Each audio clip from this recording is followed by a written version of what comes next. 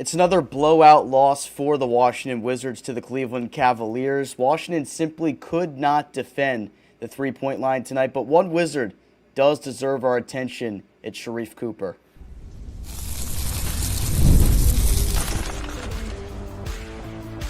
You are Locked On Wizards, your daily Washington Wizards podcast, part of the Locked On Podcast Network. Your team every day.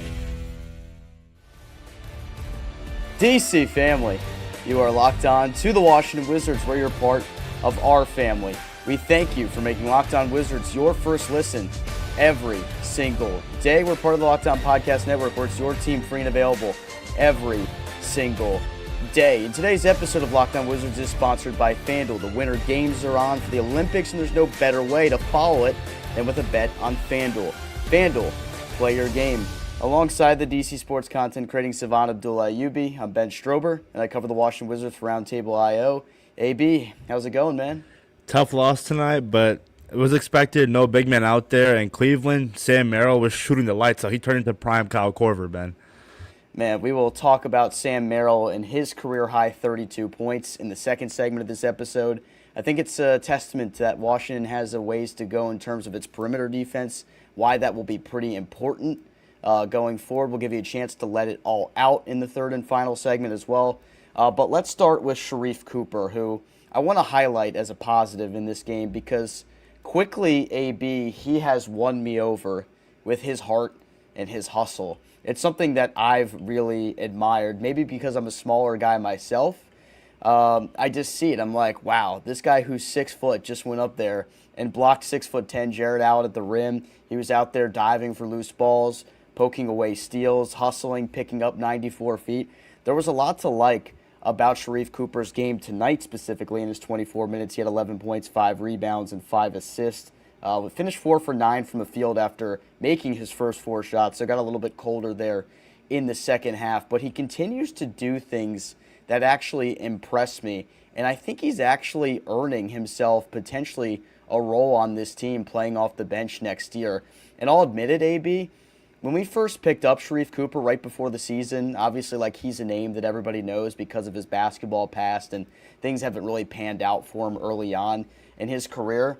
I didn't think much of it, and I didn't give him much of a chance to be a productive player for this team, but he has for sure won me over with the way he's played as of recent.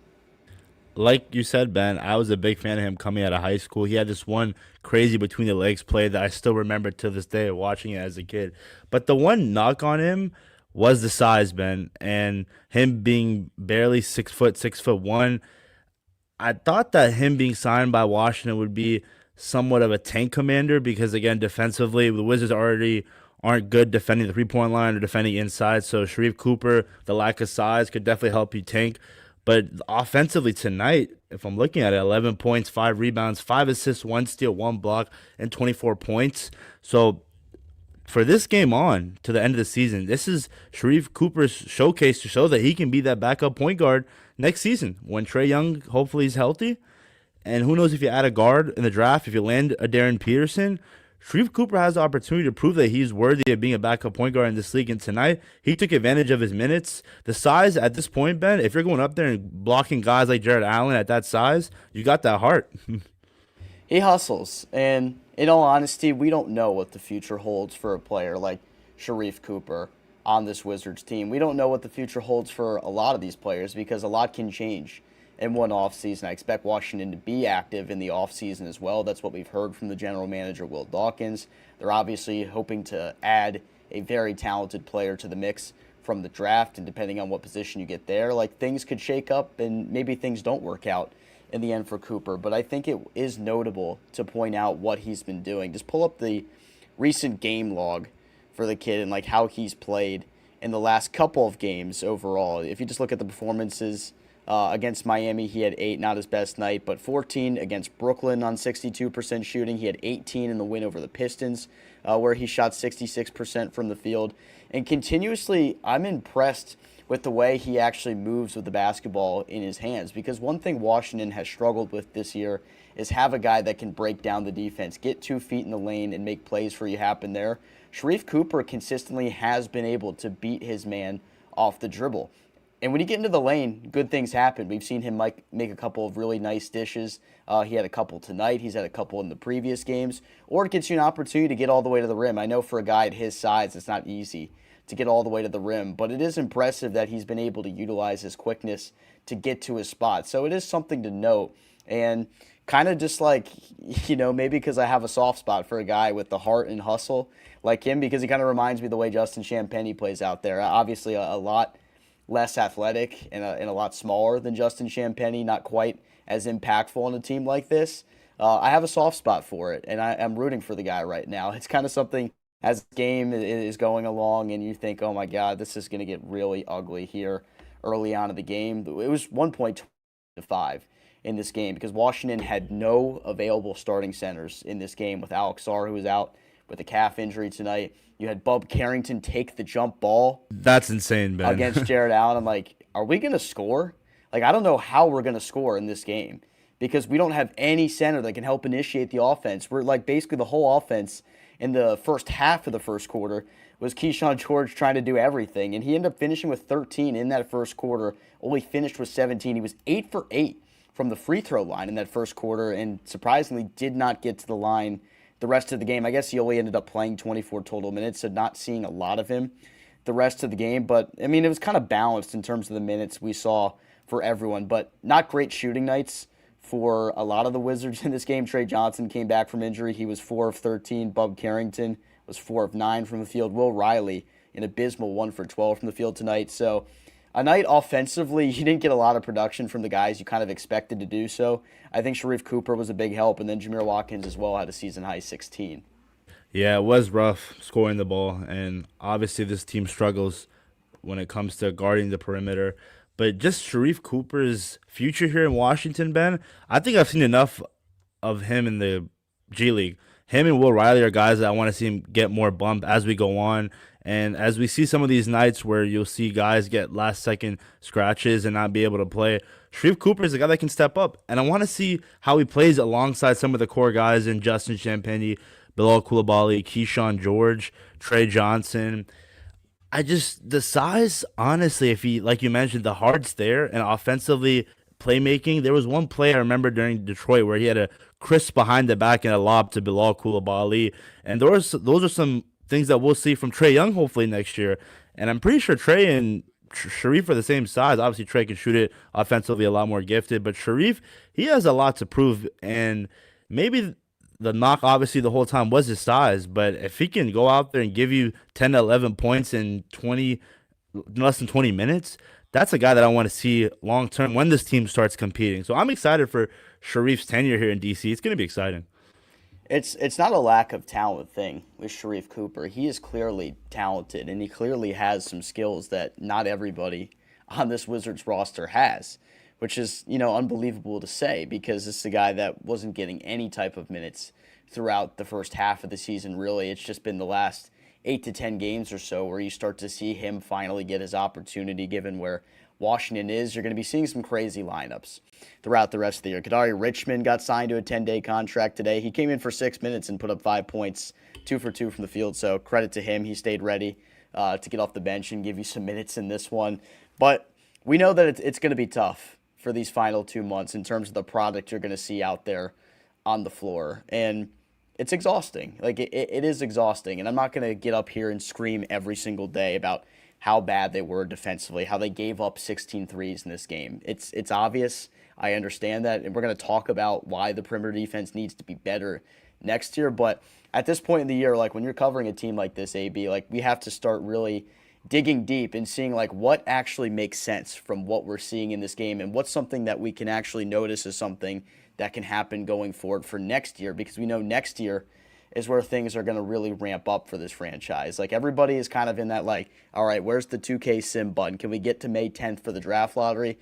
Unfortunately, you can't do that, but what is that? We're now officially 89 days from the draft lottery right now. So it'll be here before you know it. You just gotta suffer through this a little bit more. Day by day, we're getting closer to the finish line. Jaden Hardy tonight, Ben, made his debut, 11 points, 2 rebounds, 1 assist in 15 minutes. He's going to be an exciting piece next year, Ben. I wonder how he fits with the rotation alongside George, Champagny, Bilal, and a deep wing room that we talked about going into the season. So Hardy's a guy you should look out for. Yeah, absolutely. All right, when we come back, we talk about Sam Merrill, who just destroyed the Washington Wizards, particularly in the first half of this game. He had a career-high 32, and it shows us that they're going to have to make pretty significant improvements defending the three next year. Today's episode of Locked On Wizards is brought to you by Indeed. Hiring isn't just about finding someone who's willing to take the job. It's about finding the right person with the right background who can actually help your business move forward. And if you want candidates who match what you're looking for, Indeed Sponsored Jobs is the move for you. Because instead of hoping the right person stumbles across your post, Indeed helps you match with quality candidates by boosting your job listing to the people who fit your criteria, like skills, certifications, and location. If I were hiring, I wouldn't just want someone who can help. I'd want someone with real experience who can jump right in. That's what I like about Indeed. You can get specific and target exactly what you need. It saves time because you're spending less energy sorting through the mismatches. And with sponsored jobs, your post gets seen by candidates who actually fit. Here's a stat that says it all for you. In the minute that I've been talking to you, companies like yours made 27 hires on Indeed, according to Indeed data worldwide. So if you're hiring, spend less time searching and more time interviewing candidates who check all your boxes with Indeed Sponsored Jobs. There is nothing like being in an NBA arena. The crowd, the energy, the moment. Getting tickets, though, that part hasn't always been so simple. And that's why Gametime becomes the go-to app for scoring tickets without the hassle. It puts the advantage back where it belongs, with the fans. I love seeing all the prices up front. There's no surprise fees at checkout on Gametime. You're able to see the view from the seat before buying, which makes the decision that much easier. Zone deals will stand out to you. You choose the section, Gametime picks the seats, and you save. Great last-minute options are available as well, with NBA tickets showing up at solid prices right before tip-off. Everything feels quick, intuitive, and stress-free from start to finish. Take the guesswork out of buying NBA tickets with Gametime. Download the Gametime app, create an account, and use code LOCKEDON for $20 off your first purchase. That's code LOCKEDON for $20 off. Download the Gametime app today, and remember, it's gametime.co, not .com. All right, everyone, we thank you for making Locked On Wizards your first listen today, and we thank you for making Locked On the #1 sports podcast network. If you haven't already, go check out the new Everydayer Club.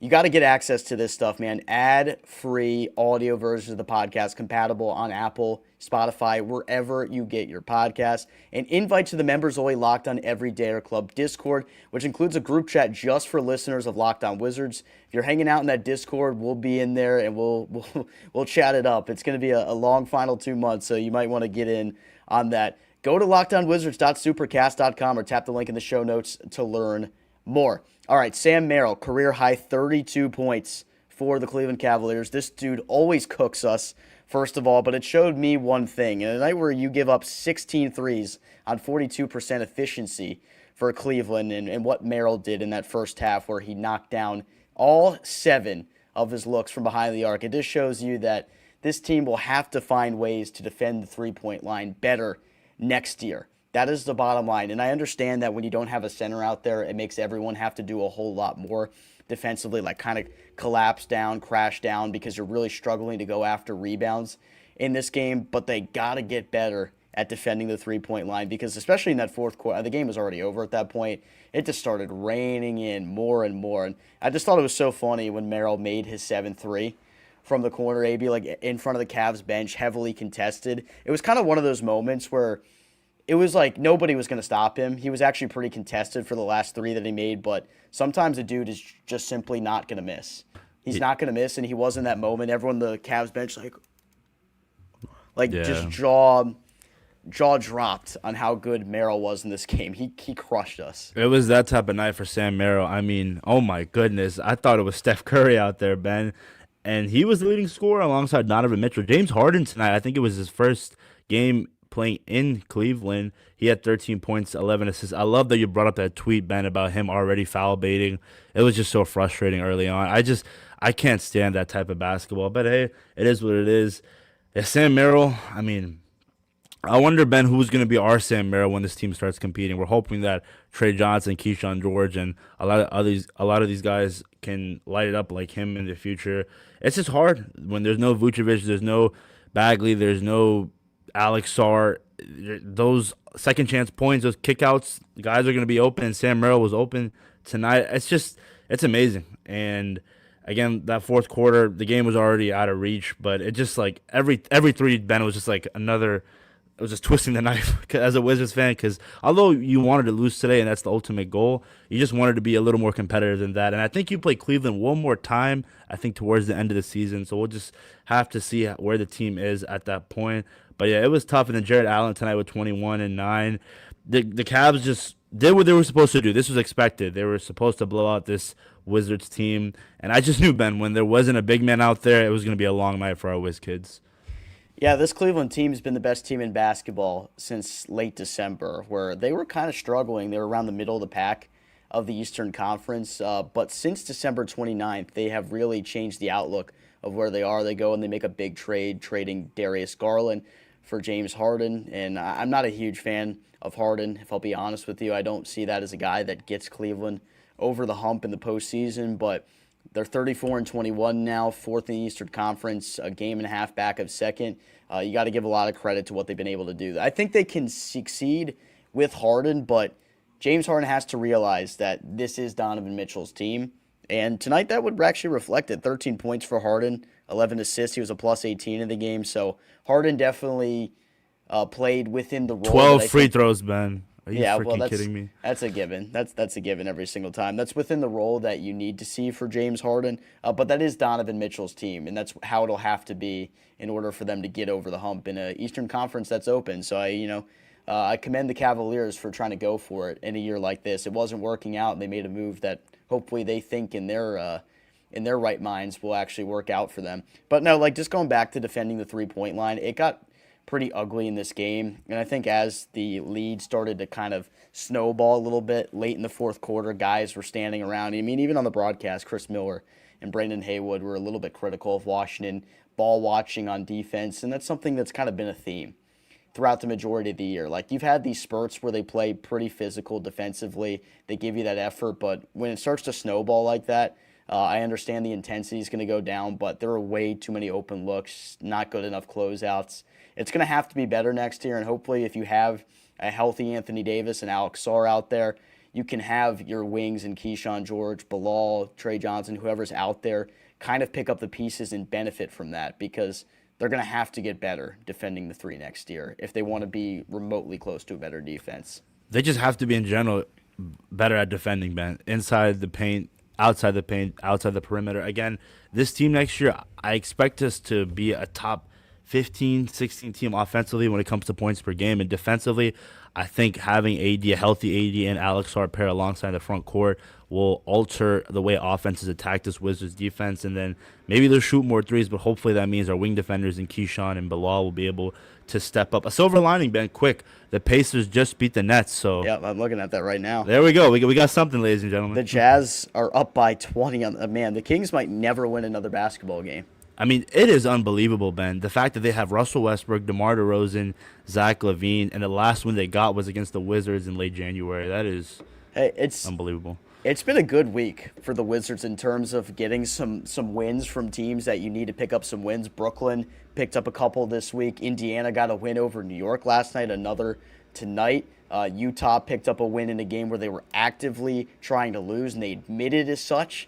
After the game, their coach Will Hardy said they had no intention of playing Nurkic, Markkanen, or Jaren Jackson Jr. in the final quarter. But, man, like, the NBA is going to get so frustrated with the way I think something's going to happen, Ben. I think there's going to be a change.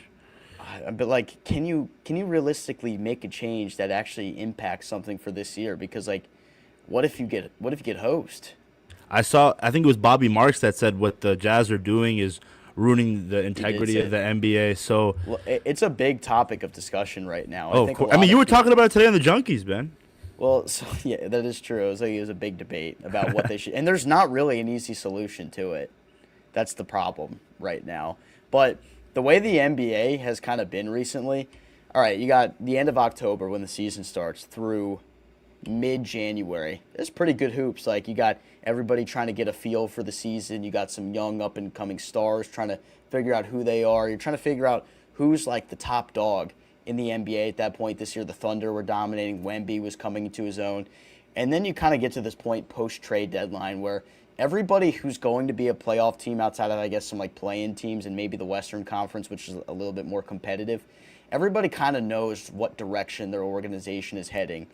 So February through April, when the playoffs start, is basically a lot of unwatchable basketball, to say the least. And I can acknowledge that. Like, it is a major problem. The Wizards are part of it, obviously. So there's not a whole lot I can say to speak on the whole thing. But it is going to be really interesting to see how the NBA addresses it, because it's a really big issue right now.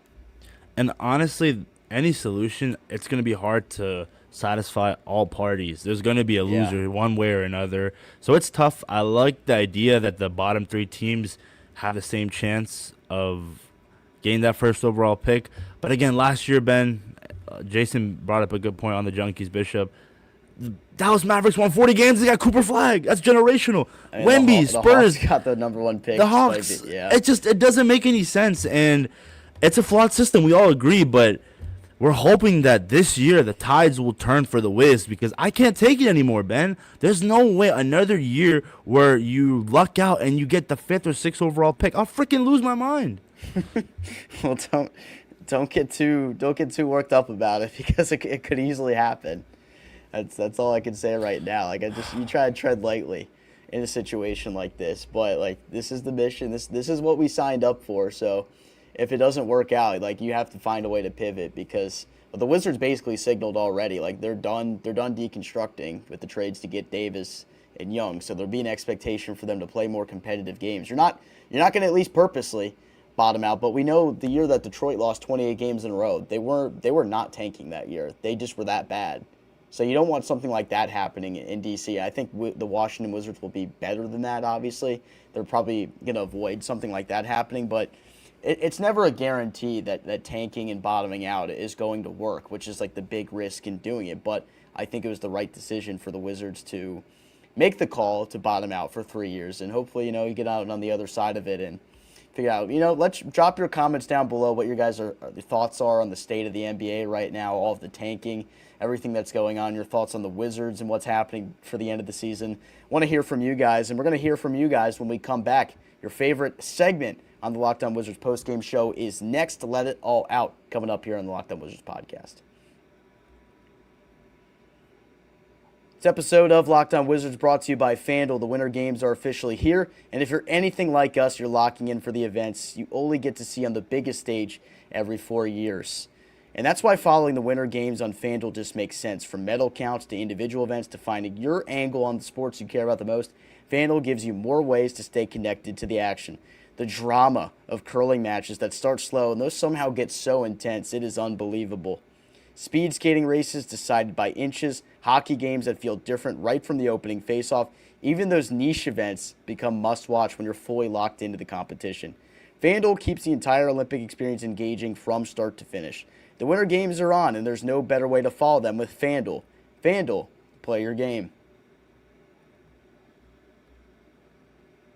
All right, Wizards are heading into the All-Star break here, AB. We have a much-needed break for all Wizards fans, Ben. It's a break from the madness. The Wizards are 14-39 heading into the break. So how are people feeling? Your favorite segment on the Locked On Wizards postgame show. It's time to let it all out. AB, what are people saying? Oh, boy. Locked On Law. What's up, man? How you doing? I can see the NBA putting an end to this tanking S word very soon.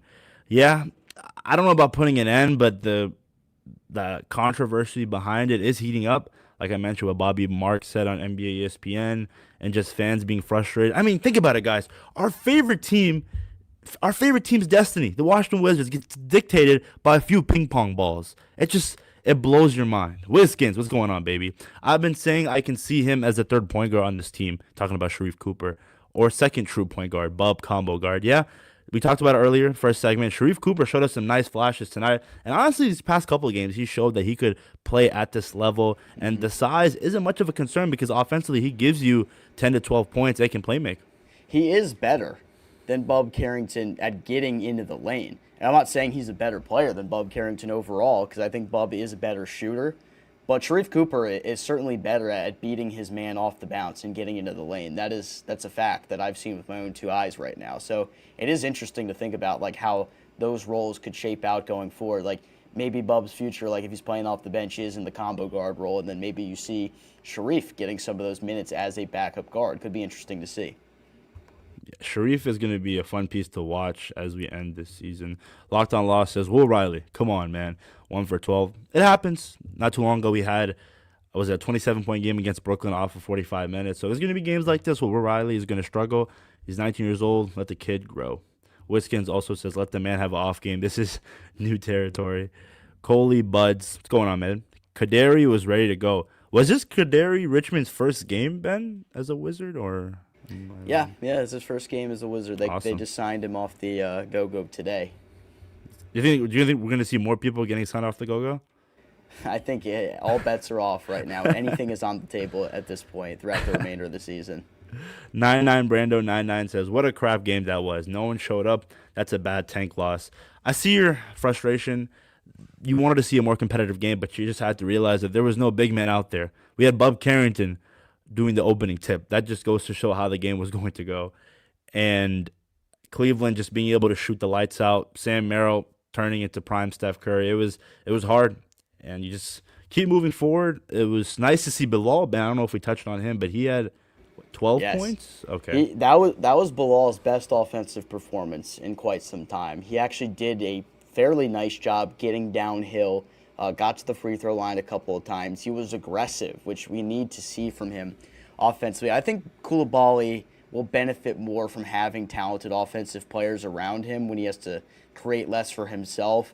But I was excited to see him actually maybe get some swagger back, some confidence back with the way he played, just getting downhill to the basket. I was impressed by Coulibaly tonight, and he also had a couple of very nice sequences defensively. I think he got in James Harden's grill early in the game, and obviously the foul baiting stuff was always bound to happen. But Bilal, like sometimes you see it with the guys, sometimes you really do. And tonight was a night where I'm like, all right, I'm seeing something in it. I just need to see you do it again, make it a consistency. That's the only thing that's really plagued Bilal right now. Another young guy on this team, Jameer Watkins, had 16. That was nice to see off 3 rebounds, 2 assists. JC, 24 minutes, had 12 points, 8 rebounds, 2 assists, 3 steals. He did get fouled that one play, Ben. I completely understood the frustration that led to the technical foul because he was literally bleeding. AP Productions, what's going on, man? He says, Jaden Hardy is a bucket. Yeah, Jaden tonight, 15 minutes, 11 points, 2 rebounds, 1 assist in his Wizards debut. There's a reason why Dante Exum was waived. D'Lo is probably not going to be here anytime soon. And Jaden Hardy was the guy that was here to stay.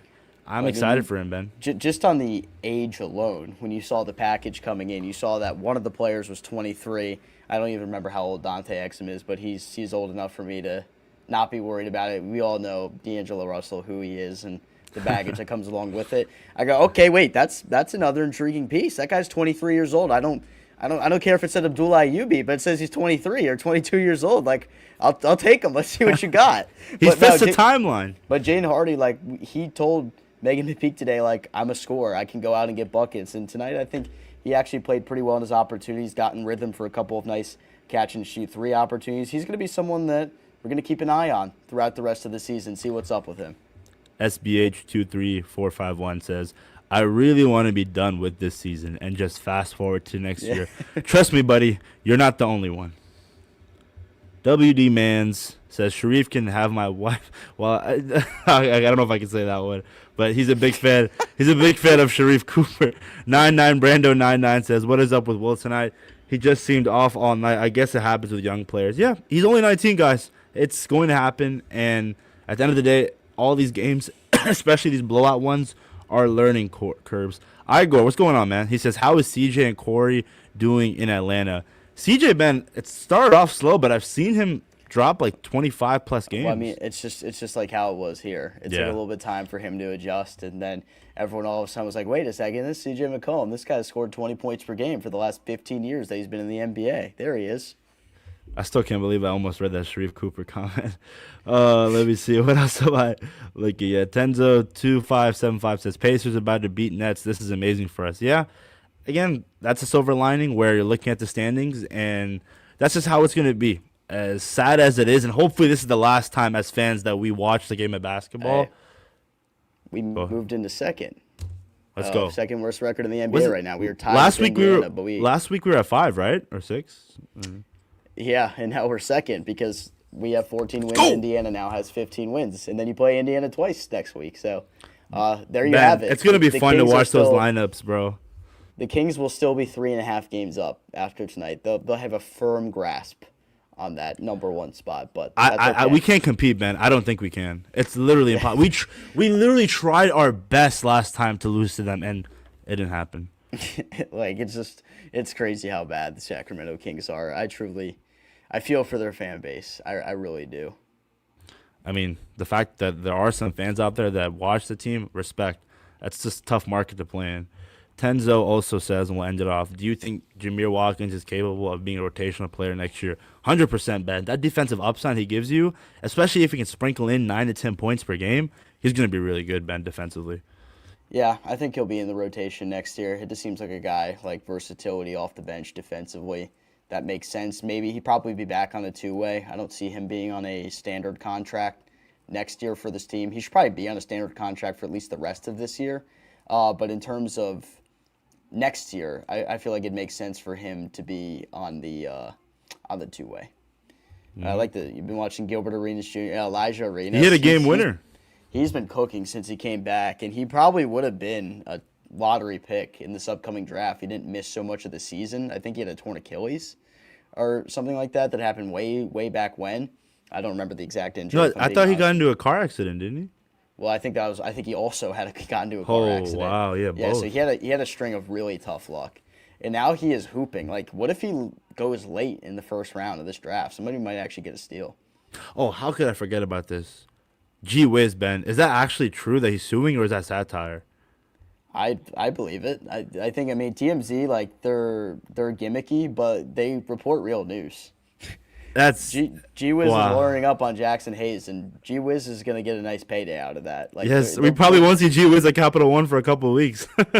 Well, oh my God, on the Junkies today, this was the funniest comment. Valdez, they were talking about G Wiz like being hurt, and they said, well, he's got to get out to LA for the All-Star game because G Wiz is the Wizards' only All-Star. Valdez was like, dude, he's got to pull up in a wheelchair. What if he actually pulls up to the All-Star game in a wheelchair? That would be such a good bit. That would be hilarious, bro. That'd be an immense bit. No, honestly, we gotta fight Jackson Hayes. I mean, actually, no, he's too big. But why do you push him? No, I'm good. Maybe if you get on my shoulders, we'll have a shot. But I still don't want to do that, bro. Ben, he just pushed him out of nowhere, and we didn't even see it during the game. I think it was the next day when we peeped it. Yeah, no, that was some clown stuff, dude. He's gonna pay the price for it, literally. Mm-hmm. He will pay the price. Shout out to G Wiz, man. I never met the guy that's inside the G Wiz suit, but shout out to bro. He's gonna get a payday. Yes, sir. Yes, sir. Do we got anything else here before we get out of here, AB? I think someone brought up, what are your guys' thoughts on Cam Whitmore right now? Again, it's hard to assess the guy because he's dealing with his blood clots, right, Ben, potentially? Yeah, so he hasn't been able to travel to the road games, but Chris Miller did an interview with him that was going to air post-game, so I didn't get to actually watch the interview, but he gave some details saying he's been in pretty good spirits. The team's been in good spirits, checking in on him. He's been active at the home games, so I really hope he gets another opportunity next year. And I still believe, Ben. They picked up his club option, so he should be back with the team next year, and it's going to be an opportunity for him to see what he can do. He's going to try to use this experience as a learning moment and a chance to appreciate life in itself, because some things are just bigger than basketball, and this was one of those moments. Yeah, I think Cam Whitmore, when he's hopefully 100% back healthy, he's going to be a difference maker. We saw the flashes. I mean, he had that insane poster on Jalen Duren early on in the season, so make sure that you're staying tuned when Cam Whitmore comes back. Absolutely. All right, that'll do it for today's episode of Locked On Wizards. For your second, if you're on the YouTube, we'll send you to the first ever 24/7 NBA stream on audio. Check out Locked On NBA Fantasy Basketball with Josh Roy as your host. All right, DC family, for my co-host Abdullah Yubi, I'm Ben Strova. We'll talk to y'all later.